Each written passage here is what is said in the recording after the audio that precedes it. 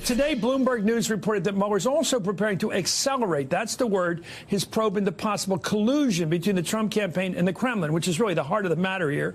According to a person familiar with the investigation, Mueller and his team of prosecutors and investigators have an eye toward producing conclusions and possible indictments related to collusion by fall. Well, that's, of course, this September. NBC News has not independently verified that report. However, it comes after we learned last week of a third Trump campaign contact with a Russian offering dirt on Hillary Clinton, the same old pattern. All three of those overtures, by the way, occurred between late April and early June of 2016. That would be spring of 2016, before the public learned that the DNC had been hacked by Russian intelligence. Well, furthermore, there are now at least 13 Trump associates who are known to have had suspicious contacts with Russians. In his latest book, The Plot to Destroy a Democracy, MSNBC analyst Malcolm Nance, you know him well, writes, any final assessment by a trained intelligence professional would conclude that Trump was a spy's dream. That's his words in his book. However, the only person who knows whether there's hard evidence to prove Trump engaged in a conspiracy with Russia as of now is Robert Mueller, the man I call the iceberg. Joining me right now is the author of that book, Malcolm Nance, and Cynthia Axne is a former federal prosecutor. First of all, I want to go to you, Malcolm. You're the expert on this, but Cynthia knows prosecution very excellently.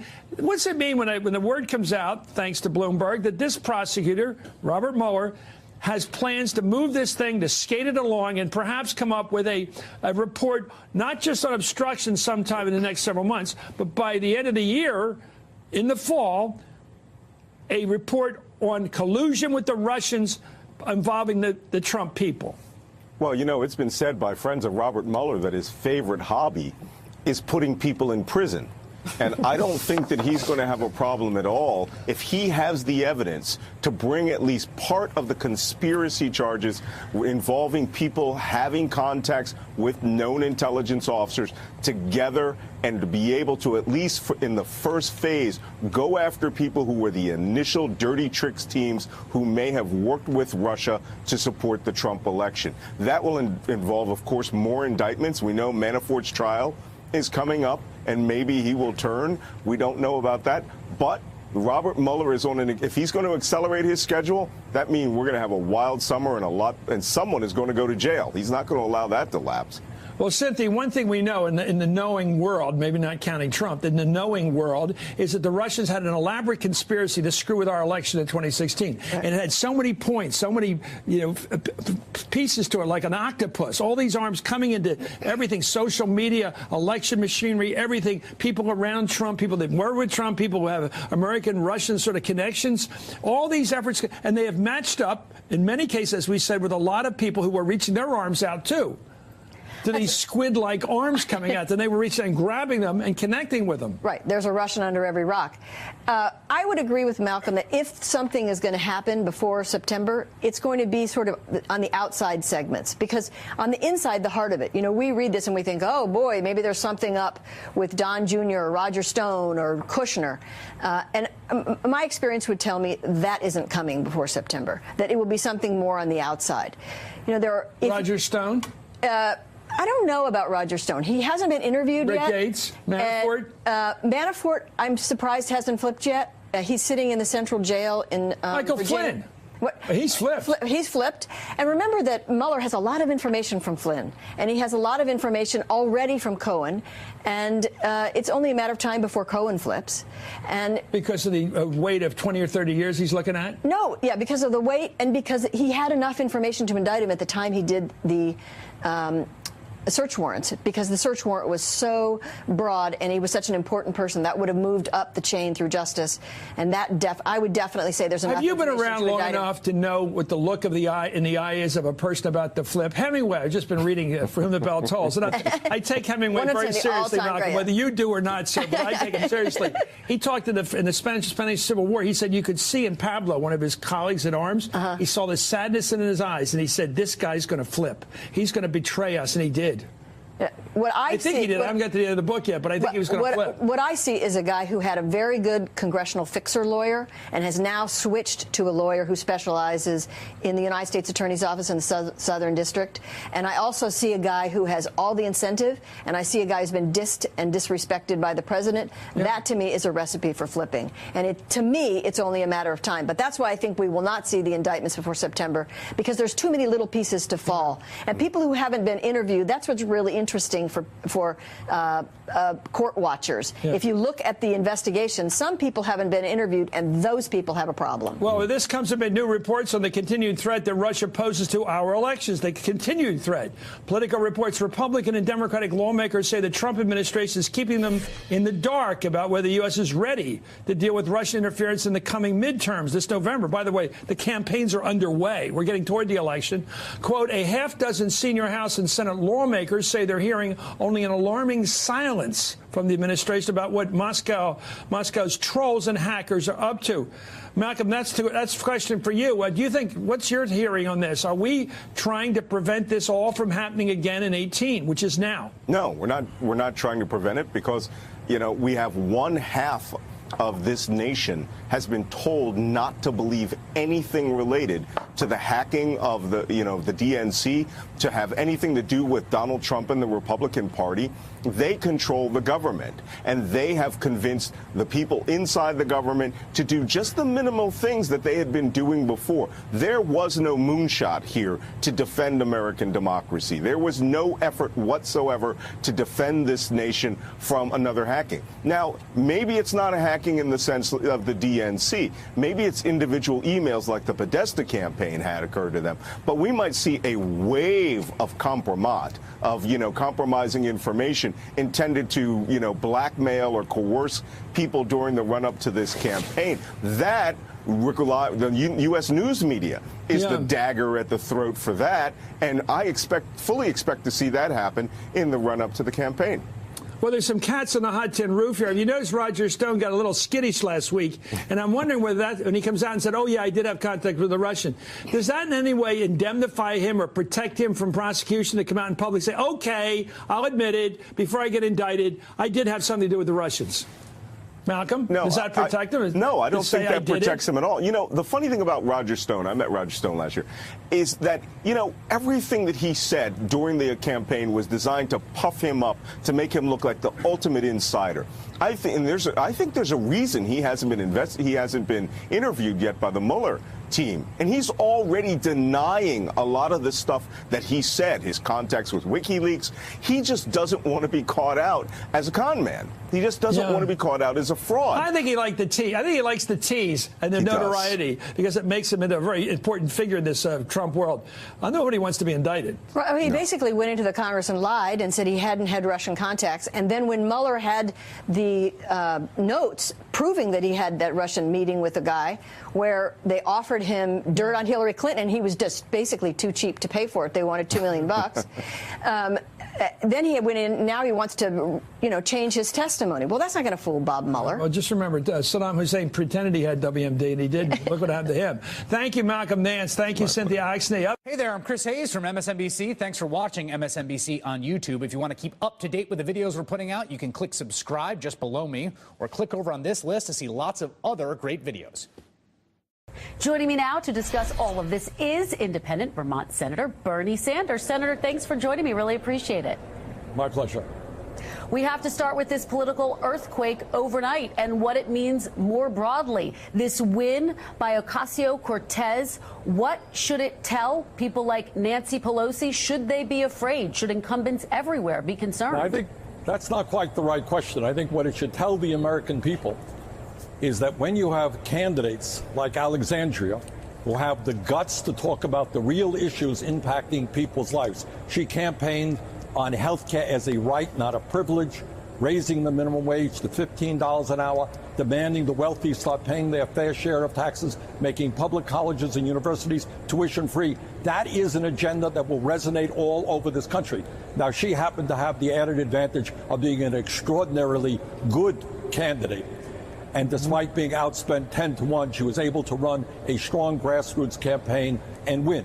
The message here is that when you have candidates who are talking about the real issues impacting working families and are running grassroots campaigns. They'll win in New York City.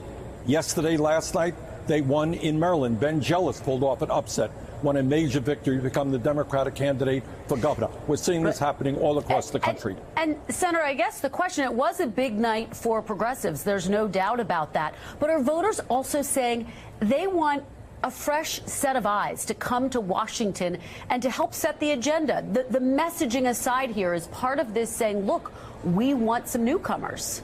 No, I think that's media hype. I think what people want, what Alexandria did, she's 28 years old. That is fantastic. And we're seeing a whole lot of young people getting involved in Our Revolution organization, getting involved in grassroots campaign.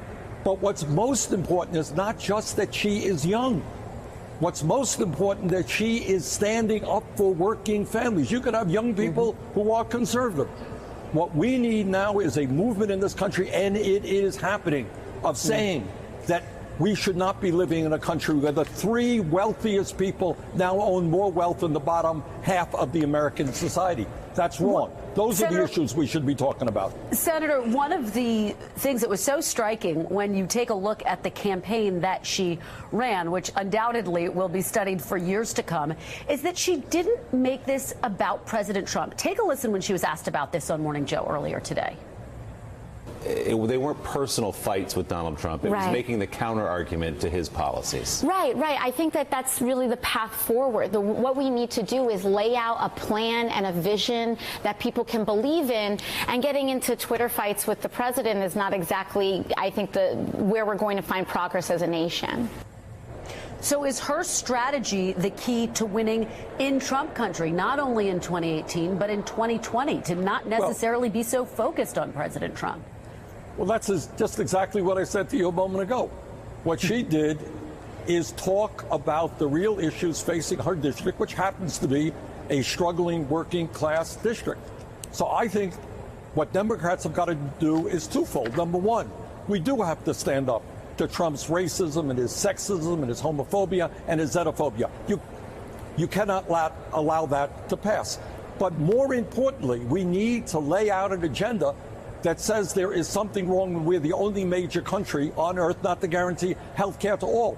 That we have a president who wants to do away with the protections of people today who have pre-existing conditions. So if you have diabetes, if you have cancer, you're not going to be able to get health insurance. End the absurdity of the United States paying the highest prices in the world for prescription drugs while the drug companies make billions of dollars in profit. Those are the issues that will resonate. Senator, when we listen to you, we're undoubtedly reminded of your own campaign. Your former campaign manager, Jeff Weaver, was asked about your ambitions. Are you going to throw your hat into the ring again? Take a listen to what he had to say, and then I'm going to ask you about this on the other side. He is considering another run for the presidency, and you know, when the time comes, I think we'll have an answer to that. But right now, he's still considering it. Senator, do you have an answer? Well, the answer is we are focusing on 2018, which is the most important midterm elections in my lifetime, and I'm going to do everything that I can to see that we end one-party rule here in Washington, where Republicans control the White House, the Senate, and the House. That is where I am focusing on right now. But after the progressives had that strong night that we all witnessed last night, are you now more inclined to run again in 2020, Senator Sanders? Right now, as I said, the next election, last I heard, is 2018. Goes before 2020. Let's focus on first things first. Do you have a deadline for when you think you want to make a decision? No, let's not. Let's talk about the issues impacting the American people. Alexandria won because she talked about real issues. That's what I intend to do, and that's what I hope every Democratic candidate does. All right, let's talk about another big issue so that you want to stay focused on that is impacting Washington and really our political discourse, and that has to do with civility and lack thereof in a number of cases. We saw some protesters last night shouting down Mitch McConnell. I want to play you a little bit of that. Get your reaction on the other side. Why are you separating families? Huh? Why are you separating families? Why are you separating families?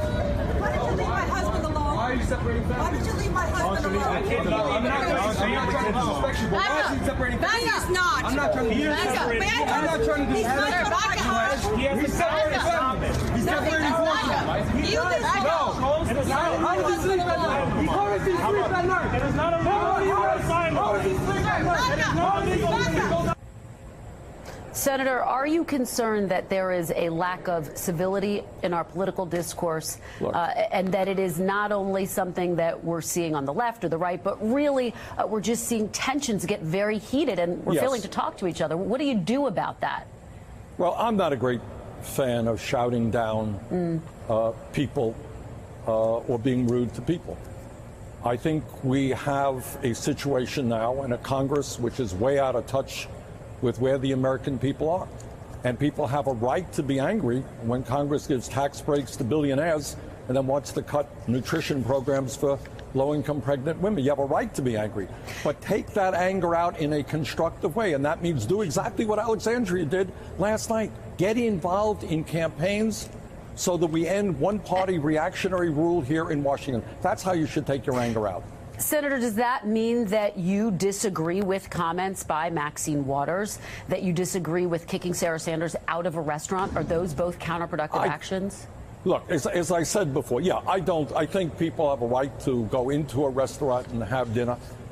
We should be mobilizing our people in a way that creates the kind of movement we need to create a government here in Washington that represents all of us, not just the 1%. That's where we got to place our energy. I do know that people are angry. They're angry about these terribly inhumane immigration policies.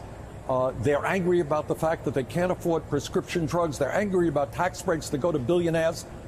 But the way to deal with that is exactly what Alexandria did: organize at the grassroots level, win elections, and get involved in the political process. Senator, very quickly before I let you go, I have to get your reaction to today's Supreme Court ruling as it relates to unions. Is it the end of public service unions? No, it is not, but it is a disastrous ruling. Obviously, you have a reactionary 5-4 majority on the Supreme Court, so it should surprise nobody that once again they rendered a decision which benefits the wealthy and the powerful and against the needs of working families. But I do not believe it is the end of public unions. We need a strong union movement in this country so that workers can negotiate decent wages and decent benefits and that they can play an important role in the political world. All right, Senator Sanders, thanks for being here on such a big and important news day. We really appreciate your perspective. Thank you for having me. Take care. Hey there, I'm Chris Hayes from MSNBC. Thanks for watching MSNBC on YouTube. If you want to keep up to date with the videos we're putting out, you can click subscribe just below me or click over on this list to see lots of other great videos.